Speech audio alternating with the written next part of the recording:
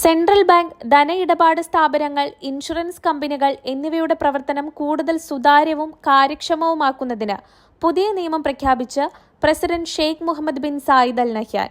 നിയമലംഘനങ്ങളുടെ ഗൗരവവും ഇടപാടുകളുടെ എണ്ണവും അനുസരിച്ച് പിഴത്തുക 10 മടങ്ങ് വർദ്ധിപ്പിച്ചതാണ് പുതിയ നിയമത്തിലെ പ്രധാന വ്യവസ്ഥ.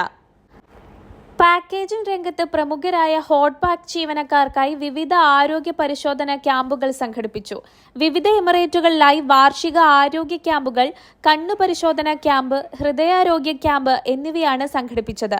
ജീവനക്കാരുടെ ആരോഗ്യം ഉറപ്പുവരുത്തുകയും ആരോഗ്യകരമായ ജീവിതശൈലി പ്രോത്സാഹിപ്പിക്കുകയുമാണ് ലക്ഷ്യം. പാലക്കാട് ശ്രീകൃഷ്ണപുരത്ത് യുവതിയെ ശ്വാസം മുട്ടിച്ചു കൊലപ്പെടുത്തിയ കേസിൽ ഭർത്താവ് അറസ്റ്റിൽ. മലപ്പുറം പെരിന്തൽമണ്ണ ആനമങ്ങാട് സ്വദേശി വൈഷ്ണവി മരിച്ച സംഭവത്തിലാണ് കാട്ടുകുളം സ്വദേശി ദീക്ഷിതിനെ പോലീസ് അറസ്റ്റ് ചെയ്തത്. ഇക്കഴിഞ്ഞ വ്യാഴാഴ്ച രാത്രിയാണ് സംഭവം.